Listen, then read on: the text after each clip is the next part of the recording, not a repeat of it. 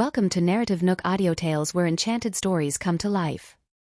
If you enjoy our stories, please subscribe, like and share to support our channel. Enjoy listening.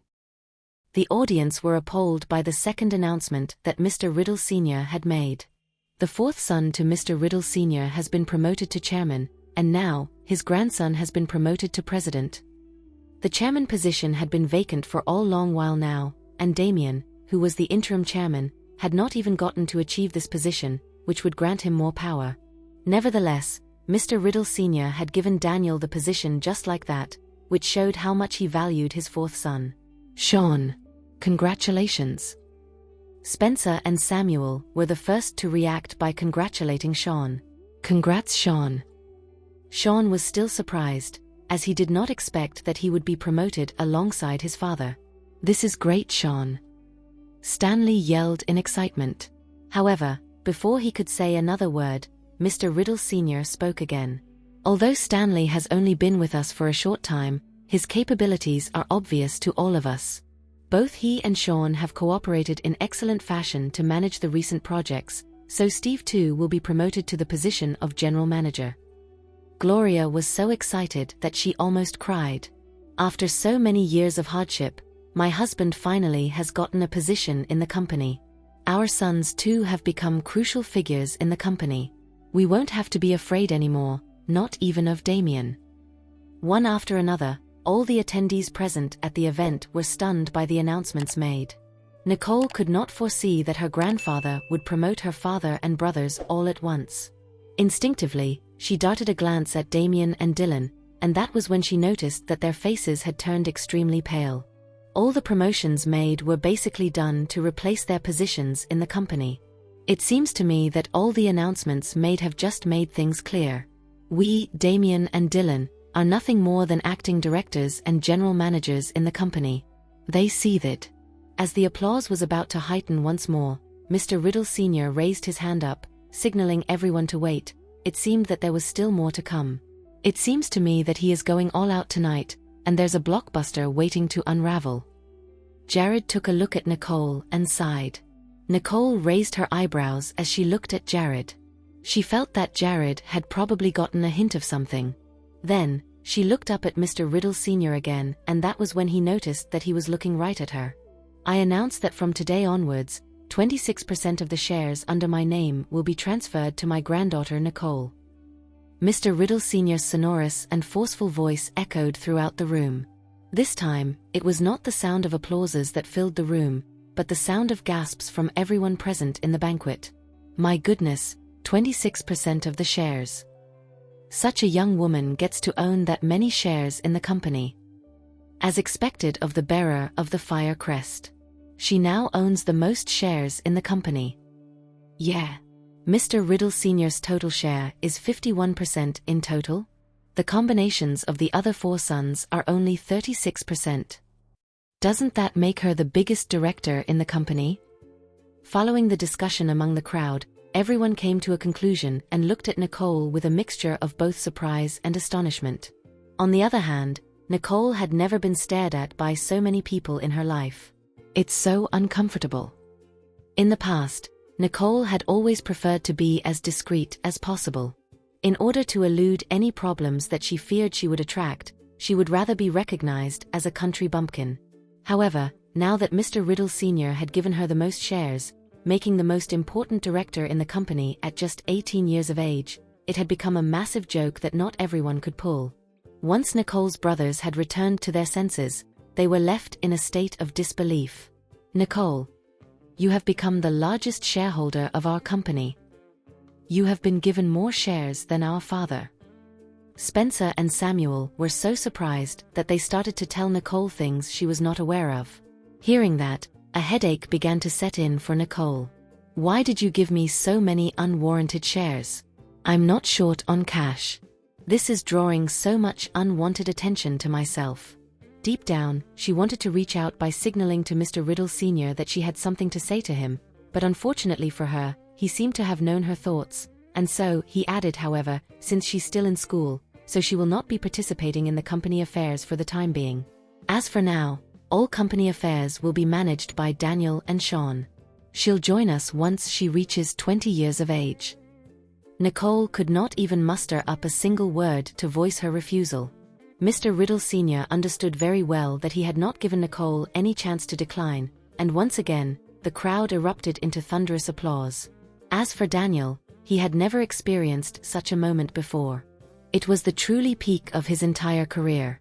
Daniel helped Mr. Riddle Sr. down the stage, his face beaming with uncontrollable joy as he felt a little dizzy. After the announcement, the energy that was supposed to die down was ignited once more. Both Sean and Steve were surrounded by guests handing their business cards to them. Meanwhile, Daniel was helping Mr. Riddle Sr. over to Nicole. Nicole looked at him and said in a low voice, "Grandpa, why didn't you discuss it with me beforehand?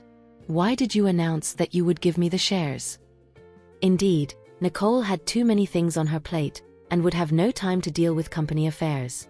In response, Mr. Riddle Sr. smiled. "If I had told you in advance, would you have accepted it?" Nicole was rendered speechless upon hearing this. "Right, so I could only resort to doing this.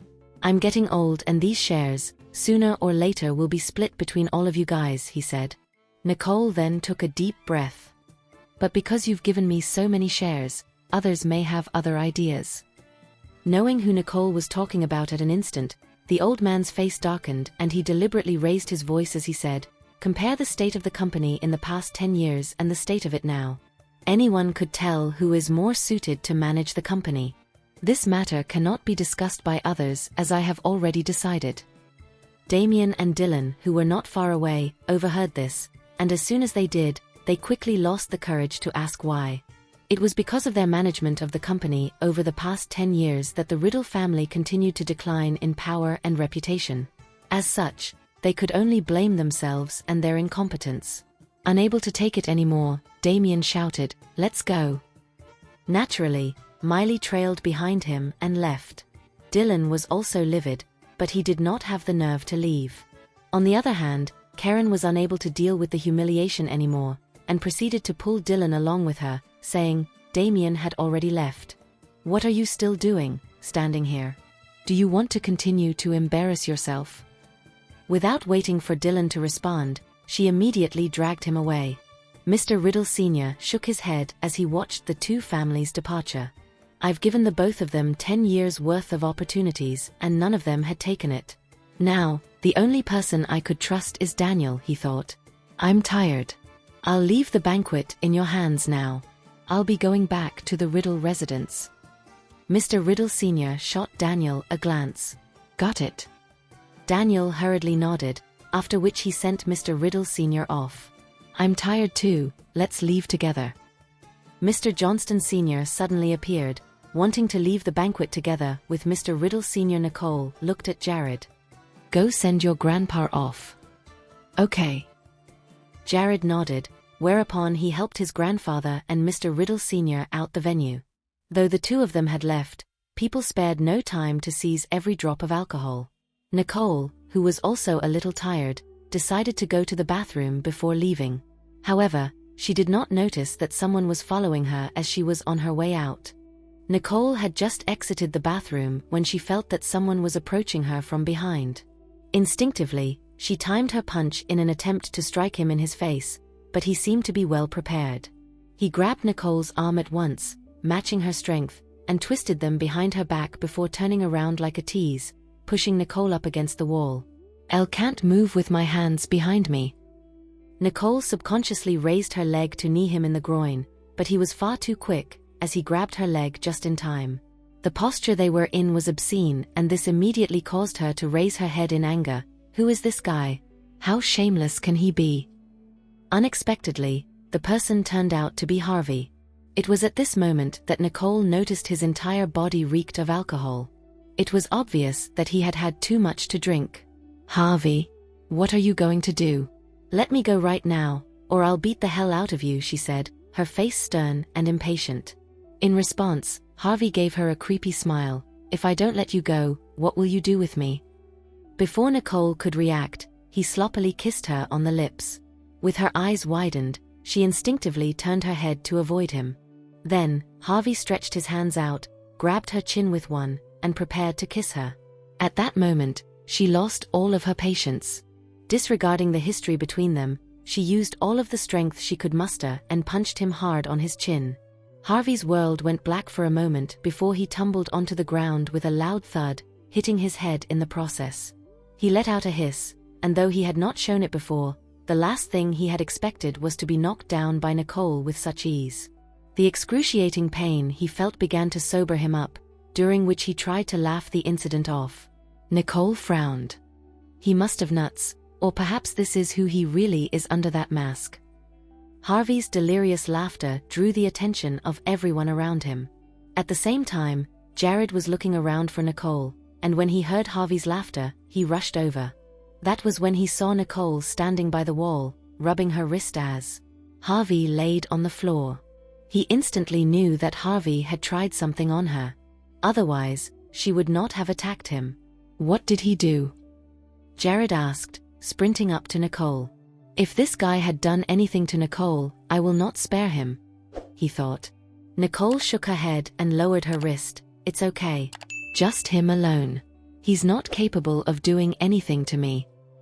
Her statement alone had made Jared feel more at ease. Without having to bother with talking to Harvey, he grabbed Nicole and said, "Let's get you out of here." Nicole nodded her head, not wanting to pay any attention to Harvey anymore. However, it was also then that Harvey slowly propped himself up and roared, "Jared Johnston." Jared stopped in his tracks when he heard his name being called. He looked at Harvey from the side, his eyes frosty and stern. Harvey had a glint of eye in his eyes too, an expression that separated him from his usual self. Unfazed by that, Jared snorted and mocked, "What? Have you not exposed your true colors for the world to see, Mr. Ellison?" Harvey's eyes flickered with an evil smile on the corner of his mouth. Then, he reached out and wiped the blood away from his mouth. "It seems that Mr. Johnston knows me well," he said. The social circle in San Joto was very small, and Harvey had avoided him as he knew that Jared could see right through him. With that out of the way, Harvey did not even bother to fake it anymore. Or should I say that we're of the same breed? His smile was sinister and smug, making Nicole fidget in a state of discomfort. She had a hunch before that Harvey had only helped her to make her forget that he had such a side to him. "Ignore him, let's go," Jared said, not wanting to waste his time on him. Similarly, Nicole frowned and was prepared to leave when Harvey stopped her. "Nicole, what do you even like about him?" Harvey asked. Nicole paused. It was only then she understood the reason for Harvey's current breakdown and his state of madness. Turns out that he hasn't figured it out yet. Nicole took a deep breath and turned around. "I like everything about him, and at the very least, he doesn't have two personalities." At that instant, Harvey began to feel conflicted. Nicole has long found out about my dual personalities. It's been a while since this violent side has emerged. Harvey looked at Nicole and Jared standing side by side, and was on the verge of losing his mind. Staring at Nicole, he burst into a fit of hysterical laughter. "Really? But the more you hate me, the more I like you. What should I do?" Nicole began to cringe, as this side of Harvey disgusted her. "That's your business. It has nothing to do with me." Harvey might be a hopeless state of affairs, but Nicole wanted nothing more than to get out of there quickly. Then, Harvey staggered as he got up on his feet. "It seems to have to do a lot with you. From today onwards, I will prove to you that I am so much better than Jared. And I will definitely snatch you back from him. No matter who she loves, I know that I can't live without her. If she can't fall in love with me, and if she insists on staying with him, then I will do everything it takes to ruin him. Only I can have her. If she tries to run, I will imprison her. I must have her for myself," he thought. "Nicole, you're destined to be mine." Harvey roared violently with his eyes bloodshot.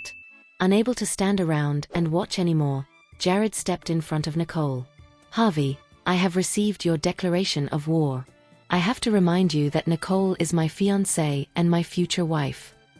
After he finished speaking, he pulled Nicole into his arms and asserted his dominance over Harvey. Harvey was fuming mad as he rushed toward Nicole. "Let her go. She's mine." Jared raised his foot as Harvey approached, kicking him right in the gut. Harvey took a step back and fell onto the floor. This scene unfolding had garnered the attention of the people from afar. Harvey clutched his stomach and knelt on the ground with one knee, holding on to prevent himself from falling over. Jared stood upright, staring down at Harvey scornfully. You're not worthy enough. Nicole won't be his today, tomorrow, or ever. As soon as the words had left his mouth, Jared quickly wrapped his arms around Nicole and left the banquet proudly and gracefully. Harvey then attempted to get up but was sent back squatting in pain. Damn him and his kick. I might have broken a few ribs. Jared Johnston. You just wait. He roared. This one kick, I will return it tenfold and more. After exiting the hall of the banquet, Nicole began to feel a gust of cold wind. Naturally, Jared took his coat and draped it over her shoulders, and that sudden surge of warmth made Nicole feel much better. After that, she looked up at Jared's stern face and said, I'm sorry about earlier. I've caused Jared to openly attack Harvey. They might come head-to-head in the future, she thought. Don't be sorry. Even without you in the picture, he and I would still be enemies. It's just the matter of time, Jared replied, as he had foreseen this. Huh? Why? Nicole narrowed her eyes. Aren't you still working with Mr. Ellison? Jared raised his eyebrows. Yes, I have worked with Mr. Ellison, but not Harvey. Ever since Mr. Ellison had handed things over to Harvey, everything has been brought to a halt.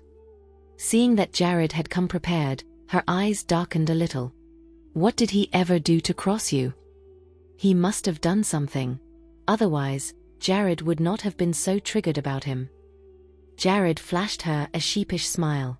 He has always been the sort of person who is too dangerous to be around. He kept himself restrained a little while ago whenever he is around you, and now, I'm afraid that it has backfired. Jared was well aware of Harvey's acts of kindness, and though the latter had done much to contribute to Nicole's well-being, his actions were nothing but a facade created to mask his true self. He's a predatory person, but for you, he had to change who he was for a while. Still, he couldn't change the nature of who he is, Jared added. The affairs of the Ellison family were too complicated for him to discuss in a meaningful way. However, Nicole knew that Jared did not say much because he did not want her to worry about it anymore.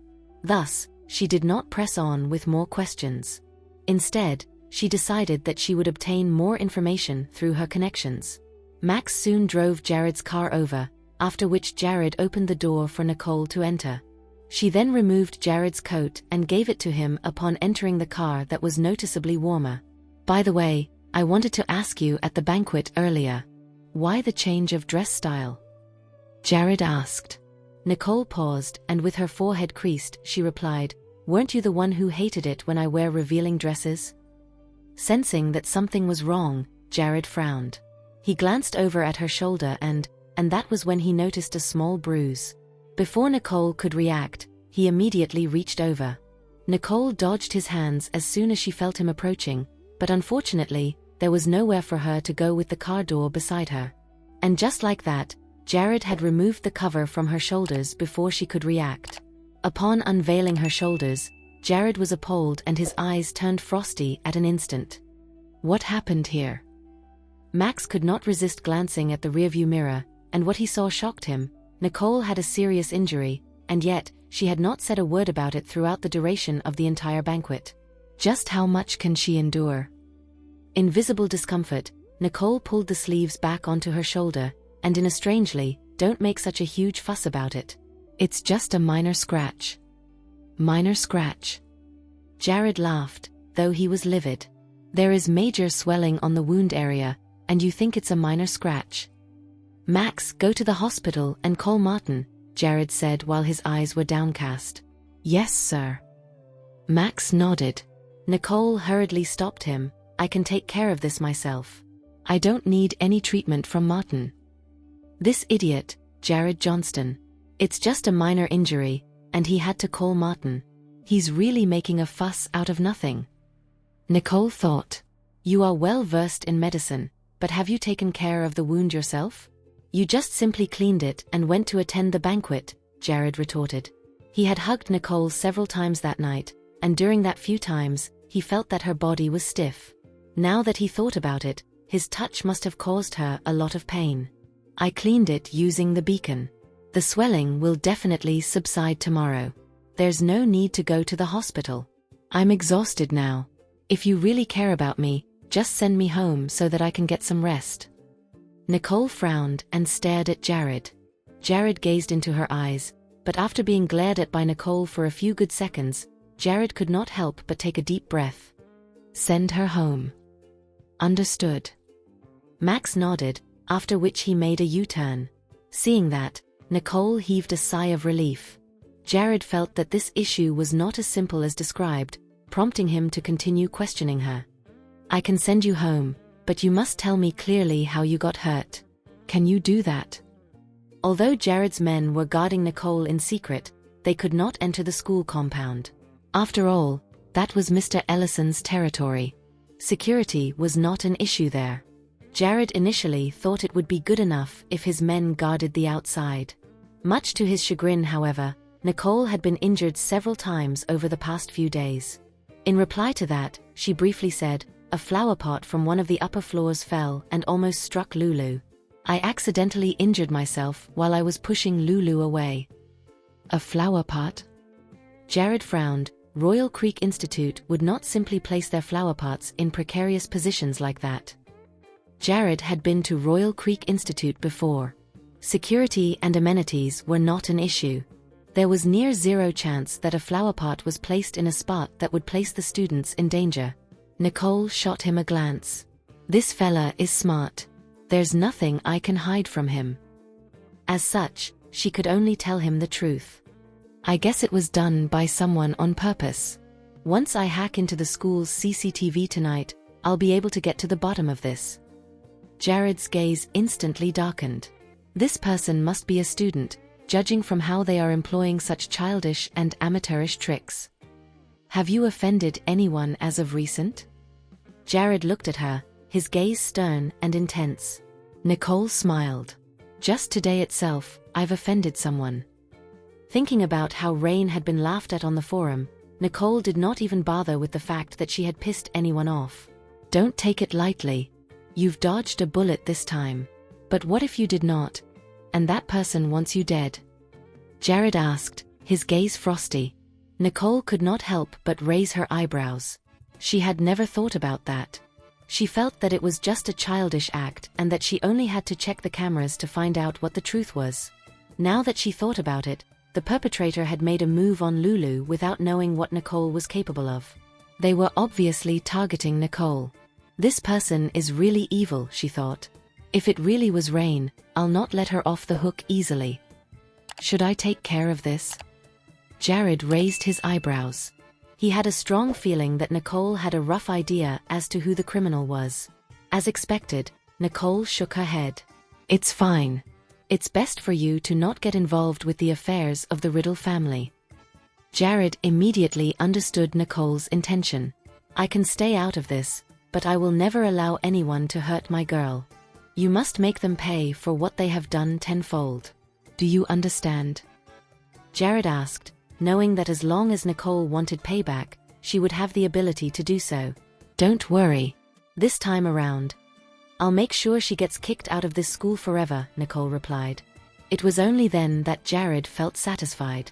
Soon after, their ride arrived at the entrance of the Riddle family manor. Nicole's parents and elder brothers were not home yet, so Jared immediately stepped into Nicole's house freely.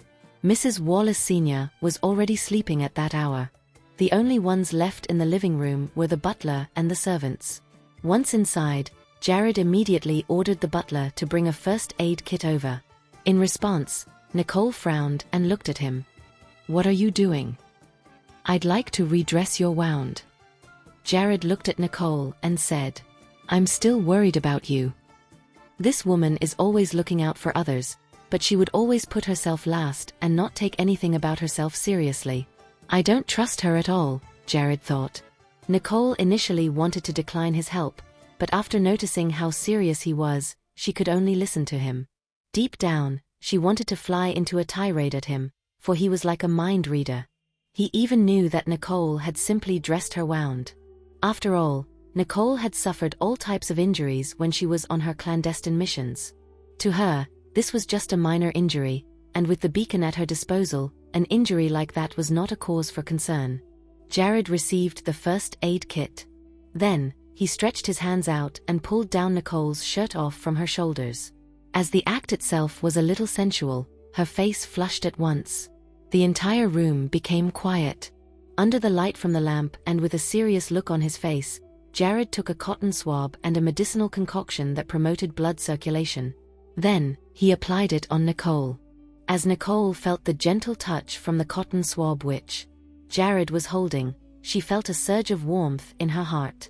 Although her elder brothers and parents did care her, she could never show them this side of her, even if she was hurt. However, Jared knew everything about her. Even though she was injured, she did not have to put on a tough facade whenever she was with him. Jared's hands were extremely gentle. It was as if he was handling a precious piece of treasure as he was treating her wound, worrying that he would cause her more pain. At the sight of that, Nicole could not help but to assure him it's fine. This is just a minor wound. I don't feel pain. Seeing how Nicole was taking her injury lightly again, Jared became annoyed. I love everything about you except for this. Nicole was stunned as soon as she heard that. What do you hate me for? Then, she stopped and pondered about what he hated about her. I hate that you always put up a tough front, and how you don't take any of your injuries seriously, Jared replied, his hoarse and husky voice carrying within it hints of sadness and understanding. Nicole's heart skipped a beat. When did I? I still take care of myself when I'm badly injured, you know? Nicole's words made Jared's hand freeze. From now on, I won't let you suffer from such major injuries anymore, Jared uttered, his voice domineering and assertive. Nicole sighed. But I have yet to retire. Then talk to Zane as soon as you can. Jared firmed his gaze. If you're too afraid to tell him, I will do it for you. Nicole's expression became solemn at that instant. The current situation is very difficult for Zane to manage, you know? And yet, you're asking me to desert them? To leave Zane and the organization? Jared's gaze became solemn too. That was not my intention. But other than that, what other ways do I have to keep you out of danger? Hearing that, Nicole immediately fell silent. She knew that Jared was speaking the truth. As long as she was still a part of the organization, there was no way in which she could preclude herself from getting into harm's way. But once Nicole thought about how Jared would risk his life to save her, even when he was not in the best of states, Nicole felt bad. The last time the issue of her retirement was brought up, Nicole had been considering this option as well. Nicole took a deep breath and replied, I promise you that once this matter has been settled, and once I've chopped the assassin's hands off, I'll talk to Zane about retiring from the organization. Jared noted the firm look in Nicole's eyes, and that was when he knew that she would keep her promise. Nicole had only thought about it for a few days, and yet, she could arrive at a decision already. This made Jared really happy. Withdrawing his gaze, Jared continued to dress Nicole's wound, and after he was done with it, he said, Fine. I'll help you out with this issue. After all, those people had injured Nicole not too long ago, and because of that, Jared would not let them get away with it that easily. Eventually, he would want to bring them out of their holes. Nicole nodded, as she felt touched. Okay. With Jared by her side, she felt safe. After he had dressed her wound and bandaged it carefully, Jared glanced at the time. Realizing that it was quite late already, he got up and said, You should get some rest. I'll go home now. Due to the fact that she was injured, Jared did not wish to keep her from getting the rest she needed. All right, let me walk you out, she offered. In response, Jared teased, It's fine. If you really want to send me off, give me a kiss. Those flirtatious words immediately prompted the butler and the other servants to look away. Nicole rolled her eyes at him. What a joke. Quick, go home. I don't want to send you off anymore. Jared was teasing, but it was then that he threw himself forward, quickly stole a kiss from her lips, and moved away at once. Nicole's face instantly became bright red, and she quickly shot the butler a glance. Luckily, they had turned away and were not looking at the couple. Seeing this, Nicole playfully punched Jared. Drive safe. Jared smiled. "Don't miss me too much." Then, Jared left. As Nicole watched Jared leave, she felt the heat on her shoulders, and her heart began to register a sense of sadness and longing. That was the first time Nicole felt something like this. She could not understand why she had even begun to feel sad about being separated from Jared. After taking a deep breath, she brushed those feelings off. Then, Nicole turned around and headed upstairs. After she had freshened up and put on a fresh set of clothes, Nicole took a seat in front of her computer, wanting to settle some school matters. However, the first thing that caught her eyes was the news about the Fisher family. There, it was confirmed that Fiorella Fisher had suffered burns on 70% of her body. In other words, she would be permanently disfigured. Nicole forgot to ask Jared about the Fishers when he was still around here. Although she had a clear answer in her heart already, she still wanted a double confirmation. After all, Jared had really gotten into a huge conflict with the Fisher family because of her. Nicole then took a deep breath and closed the webpage, preparing to hack into the school's CCTV. At the Finley family's side of the city, Gary was helping Ryder with the managing of the system of the company's partners. He wanted to use this as an opportunity to hone his skills in IT. However, at that moment, there was a warning of a breach in the school server. Gary's eyes began to narrow. The Finley family security system was the best in San Joto. That was why all of the local companies were willing to work with them. Although it was just the school's security system, it was a product of the Ellison Group. Their security was also considered to be among the best, but during the last time, someone had successfully hacked into the school system. Furthermore, it was the top hacker, Lucifer, who had done it. He knew that Lucifer was a member of the school, but he had yet to find out who that person was. And just like that, someone was trying to hack into the school system again. "I've long waited for your arrival." Gary did not manage to catch that person the last time. This time around, he was determined to do so. Who knows? It might be able to track Lucifer again, he thought. On Nicole's side, she was browsing through the school system when she quickly found the camera recording which she had been looking for. At that moment, she felt that someone had noticed her hacking. She pursed her lips in a playful manner. "Elle never knew that San Joto has a person talented enough to notice my hacking." However, Nicole was not bothered by that. She simply typed a few lines of code and created a countermeasure at an instant. Then, she continued checking the CCTV footage. Gary, on the other hand, immediately began to feel the pressure mounting on him because of the few lines of code which Nicole had typed. Surely enough, it was Lucifer who had executed such a bold move. It was one thing for her to sign off with her name. This time around, she even inserted a message between those complicated lines of code on the interface, which read, "Do not disturb. Even if you're Lucifer, I won't give up," Gary said as he proceeded to type a few codes in to remove that wall. However, he soon realized that he could not break the code, even after several attempts in a row. Damn it! Is he actually that good? Is it really Lucifer? Indeed, it was just a countermeasure with a few lines keyed in, and yet, Gary could not solve it after several tries. Gary began to feel annoyed.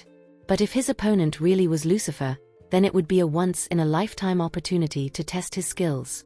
If he could breach the wall set up by Lucifer, that would be an achievement worth noting. When Gary thought of this, he concentrated even more on cracking the code. In just a few minutes, he was sweating all over. At that moment, Nicole was watching the surveillance footage without a hint of stress. She was cupping her cheeks as if watching a movie. Soon after, she reached the timeline of the footage past the school hours. It was a clip taken in the corridor of the academic block's upper floor. Once that part began to play, Nicole watched the video over and over again.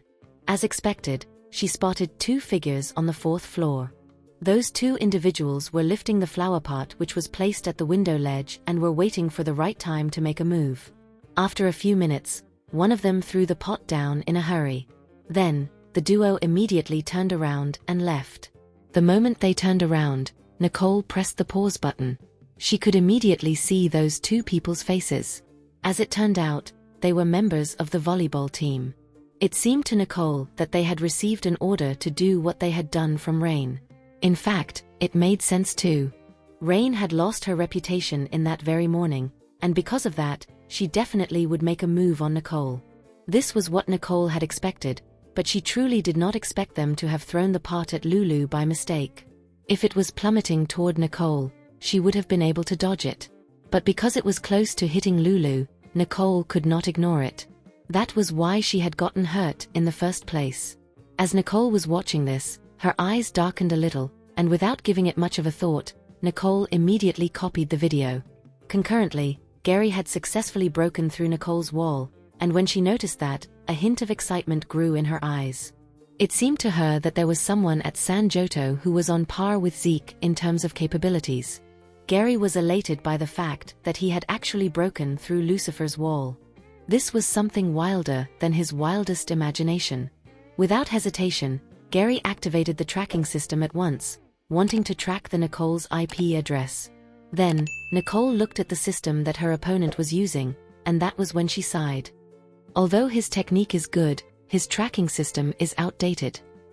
As she thought about it, Nicole typed a line of code at an instant, and her IP address vanished in less than a second. Gary saw that he had one more second until he could track the person down. Unfortunately for him, he was a second too late, causing him to slam his fist on the table with a loud bang. "Damn it! Just one more second," he yelled.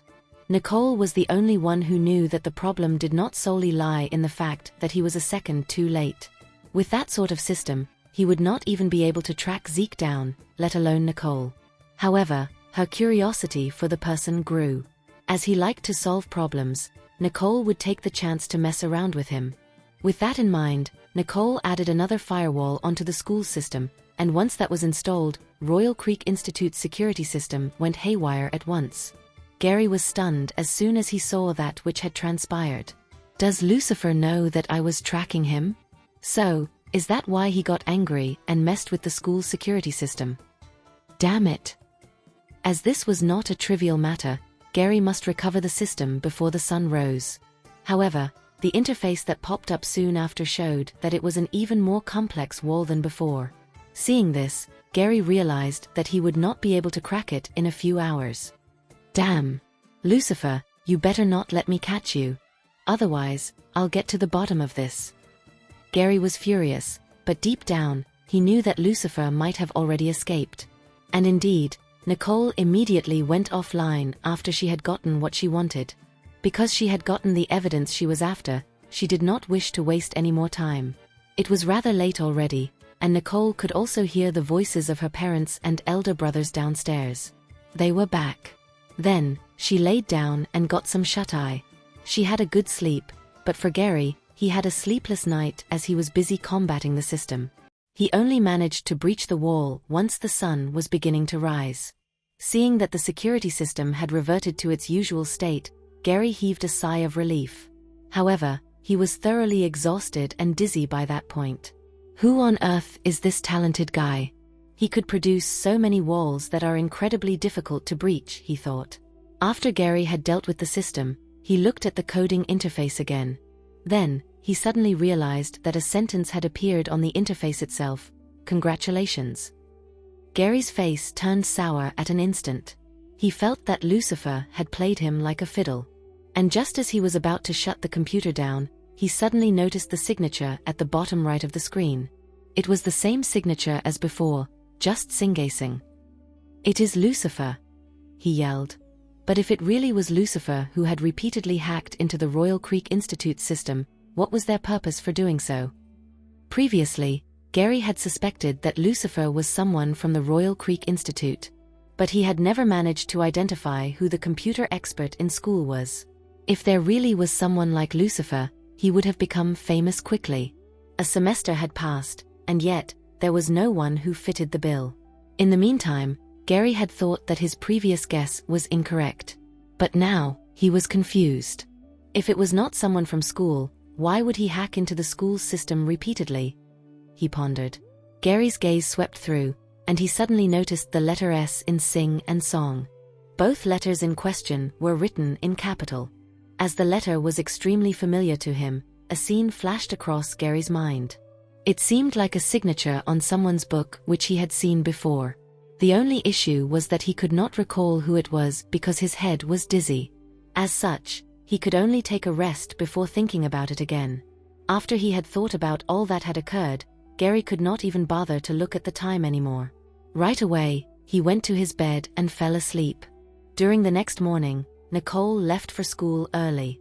She entered the class once she had arrived, and soon, the teacher came in to take their attendance.